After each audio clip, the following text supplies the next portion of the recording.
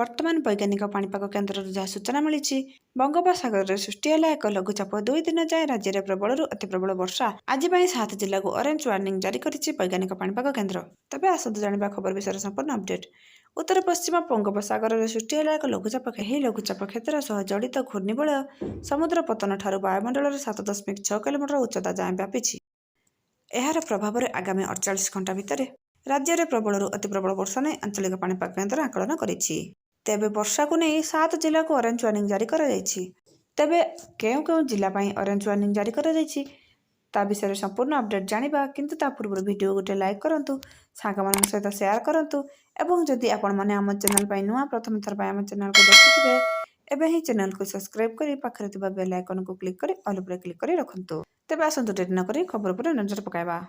ତେବେ ଏବେ ସୂଚନା ଅନୁସାରେ ଆଜି ସକାଳ 8:30ରୁ ଶନିବାର ସକାଳ 8:30 ଯାଏଁ 7ଟି ଜିଲ୍ଲାରେ ପ୍ରବଳରୁ ଅତି ପ୍ରବଳ ବର୍ଷା ହେବାରେ ଆକଳନ କରିଛି ଆଞ୍ଚଳିକ ପାଣିପାଗ କେନ୍ଦ୍ର। ରାଜ୍ୟରେ ମାଲକାନଗିରି, କୋରାପୁଟ, ନବରଙ୍ଗପୁର, କଳାହାଣ୍ଡି, କନ୍ଧମାଳ, ବଲାଙ୍ଗୀର ଓ ନୂଆପଡ଼ା ଜିଲ୍ଲାରେ ପ୍ରବଳରୁ ଅତି ପ୍ରବଳ ବର୍ଷା ହୋଇପାରେ।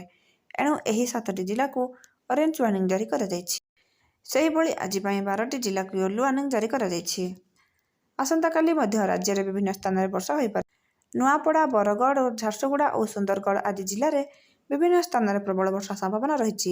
ତେବେ ଅତ୍ୟଧିକ ବର୍ଷା ଯୋଗୁଁ ମାଟିକାନ୍ଥ, କଚ୍ଚା ଘର, ରାସ୍ତା କ୍ଷତିଗ୍ରସ୍ତ ହୋଇପାରେ ବୋଲି ସତର୍କ କରାଇଛି ପାଣିପାଗ କେନ୍ଦ୍ର। ତେବେ ଗତକାଲି ସନ୍ଧ୍ୟା 5:30 ସୁଦ୍ଧା ଖୋର୍ଦ୍ଧାରେ ସର୍ବାଧିକ ବର୍ଷା ରେକର୍ଡ କରାଯାଇଛି।